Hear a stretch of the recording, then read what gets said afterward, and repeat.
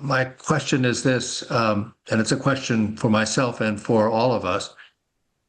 Can hope and love and anger work together? And I say Hmm. that with a little bit of context. In my first career, some of you know, I was a labor organizer, community organizer, and then I worked in the labor movement for 2 decades. And a lot of that work involved utilizing people's sense of grievance and their anger. Hmm. Um, and in ministry, I was trained that, to stay away from anger. And yet Anger. the scriptures talk about righteous indignation, Right.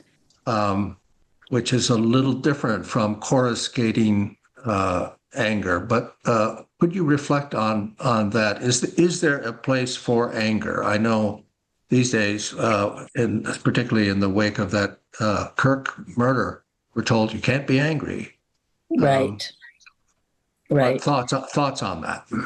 I love that. I love that question. Sorry, I'm jumping in before anybody else has a chance because Well, it's funnily enough, I was asked by somebody who said to me, your father's legacy is a legacy around truth and reconciliation.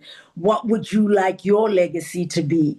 And I said, I would like my legacy to be reclaiming anger as a just force for the work that we need to do, so that we know that most things in the world would not have changed if people did not get angry at oppression, if people did not get angry at injustice. And so the way that anger has been used to silence people, to say, if you're, especially as a Black woman, always, this angry Black woman trope. Anytime we say what we are feeling, what we are experiencing, they, don't be an angry Black woman. And I finally reached a point with my own anger that when I introduced myself at gatherings, I would say, my name is Nontombi Naomi, angry Black woman Tutu.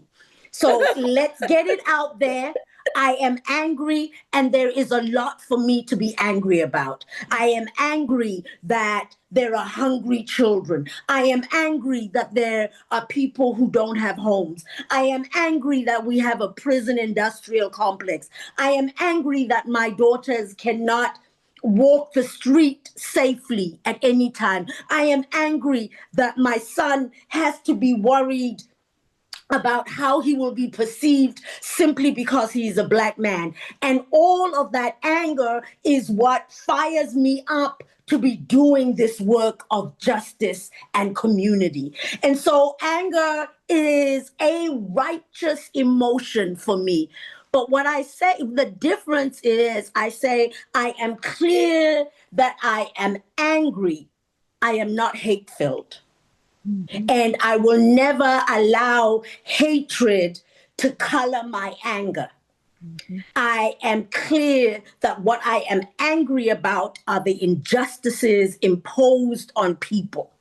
And I'm going to speak out about those injustices. And I am going to make sure that people, if they feel like that makes them want to label me an angry Black woman, I tell them, go for it. But the reality is, it has been anger that has moved, in fact, our world forward in terms of human rights. It has been people who are angry at oppression and injustice who have taken up the struggle for a better world. Right. Thank you for saying what you really think about, about